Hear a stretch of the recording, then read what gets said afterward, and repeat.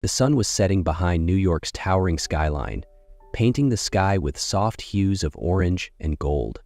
Inside an old, worn-out bus, Emma Carter gazed silently out the window, her mind a whirlwind of emotions.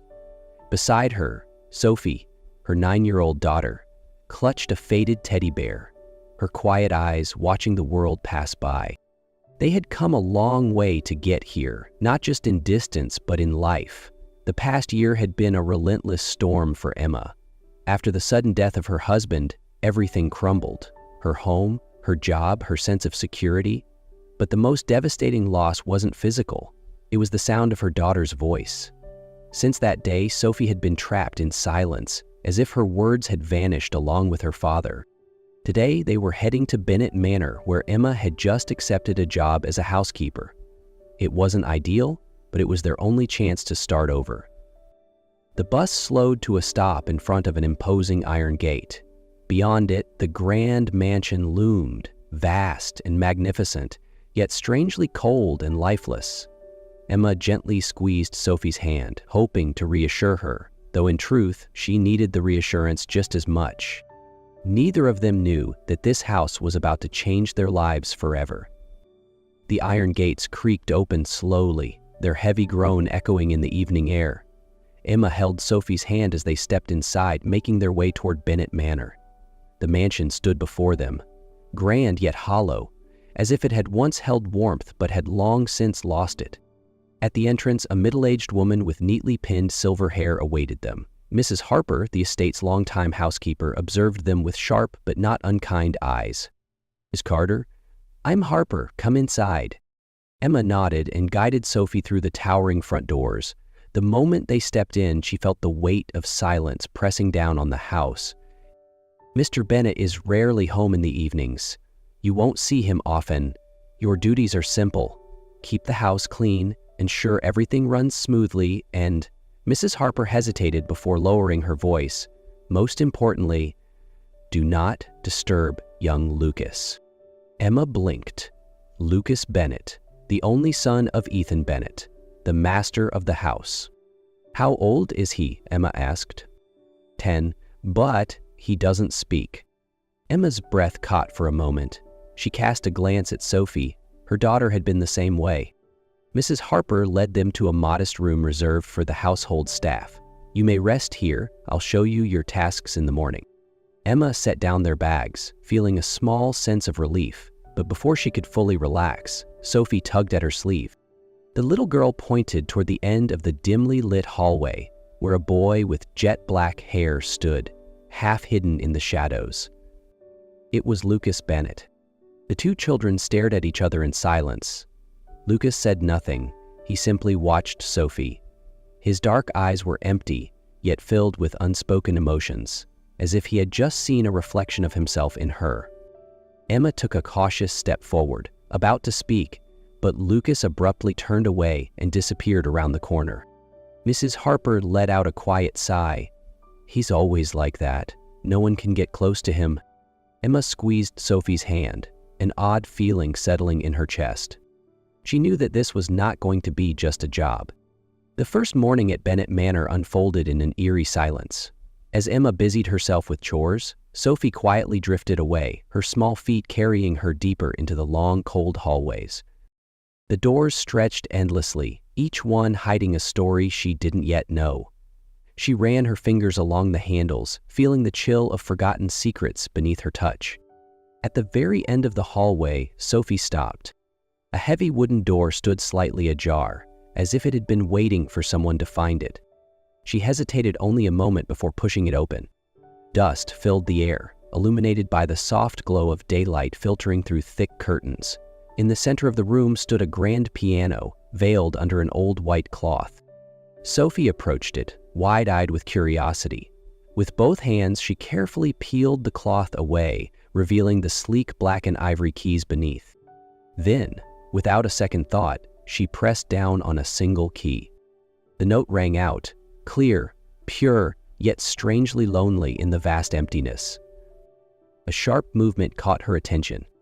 Sophie spun around. Lucas Bennett stood in the corner of the room. His eyes were wide, his face pale. He looked startled, almost afraid, as if something had been awakened within him. He took a small step back, his hands clenched into fists at his sides, his gaze locked onto the piano. Sophie did not move. She simply stood there, watching him in return. For a brief, fleeting second, they spoke without words. Lucas stiffened, his breath uneven. He stared at Sophie, his dark eyes flickering with something unreadable. Recognition? Fear? Longing?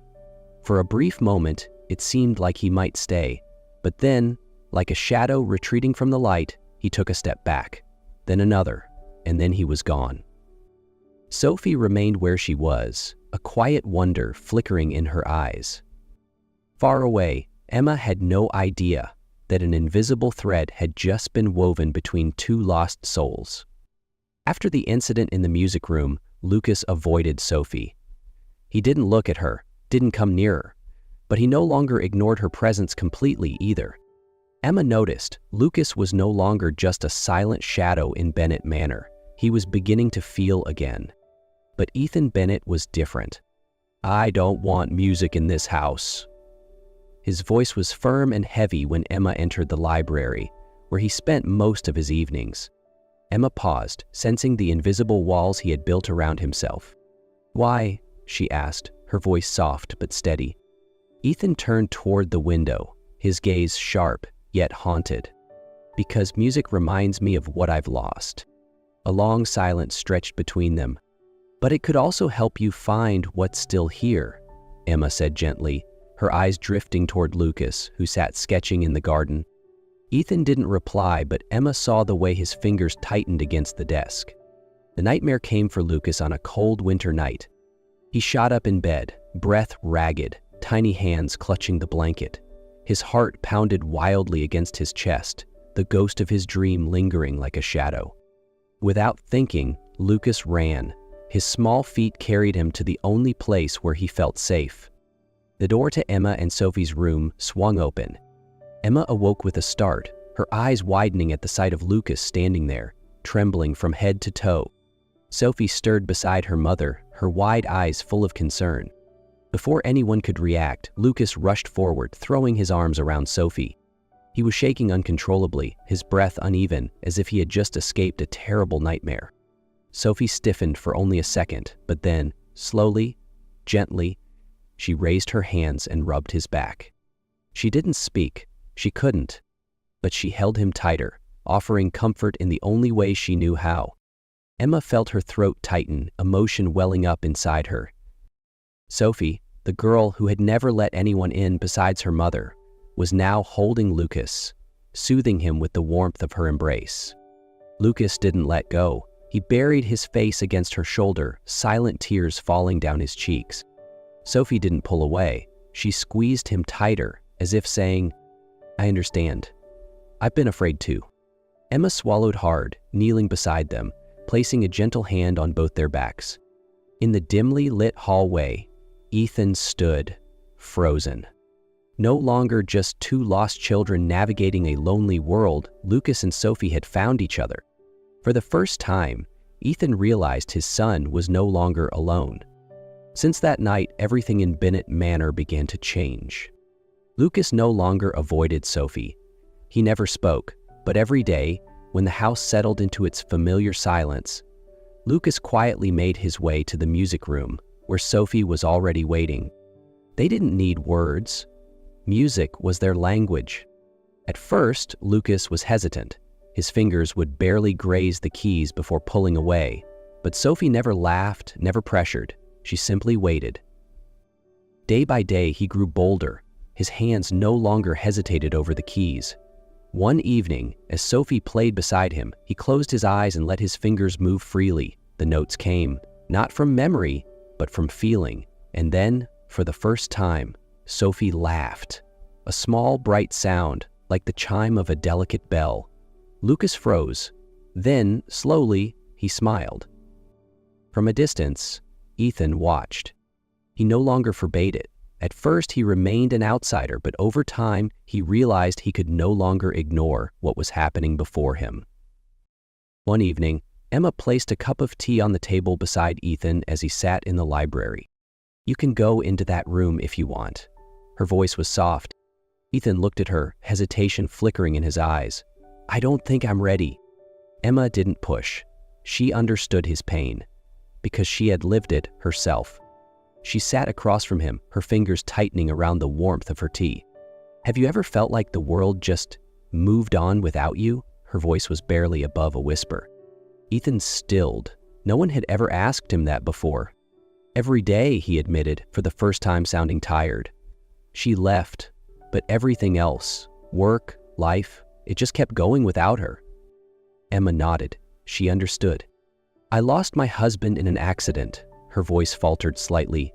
"One moment he was holding my hand, the next I was standing alone at the hospital, staring at a doctor who couldn't meet my eyes." She let out a shaky breath. No warning, no time to say goodbye. And all I could do was watch as life continued moving forward without him. Ethan was silent, but for the first time, the coldness in his gaze softened. Emma gave a small, sad smile. "You know what hurt the most?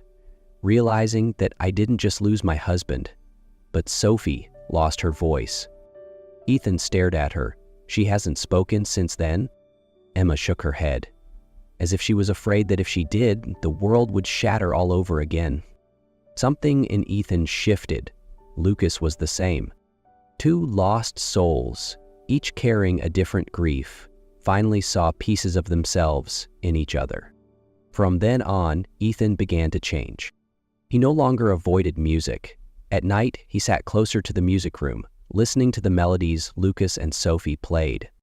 One evening, as Emma passed the library, she saw Ethan standing just outside the music room, a strange softness in his eyes. "Do you want to go in?" she asked.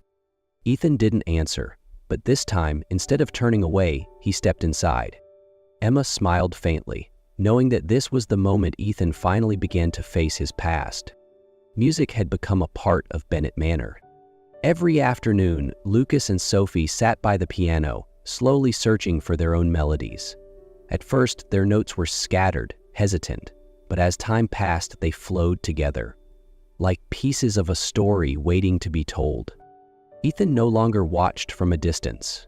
One evening, he stepped into the music room, his hand brushing lightly against the polished surface of the piano, as if touching a memory he had tried to bury for too long.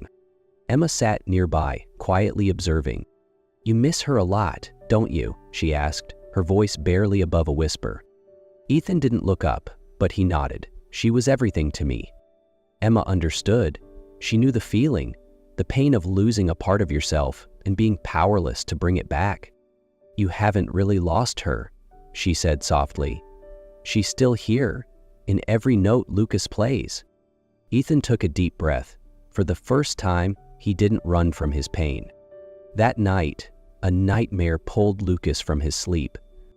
He bolted upright, his breath ragged, heart pounding against his ribs. Without thinking, Lucas ran to the music room, as if it were the only safe place he had left. Ethan heard the hurried footsteps and rushed after him. When he arrived, Lucas was already at the piano, his small hands trembling over the keys. Emma and Sophie stood nearby. No one spoke. They simply waited. And then, in the quiet of the night, Lucas played. The music wasn't perfect. It wasn't even structured. But every note carried something raw, fear, pain, and a desperate longing to be free. Ethan couldn't hold back anymore. He moved forward, kneeling in front of his son. "Lucas," his voice cracked. "You're safe. I'm here." Lucas hesitated. His eyes glistened with tears. He looked at his father for a long time before, for the first time in years, he spoke. "Dad." Ethan broke down. Without hesitation, he pulled Lucas into his arms, holding him tightly, as if letting go meant losing him all over again. Sophie watched, silent tears rolling down her cheeks. Emma knelt beside her daughter, squeezing her tiny hand. And then another miracle happened. Sophie's lips parted, her voice small but clear. "Ma." Emma froze.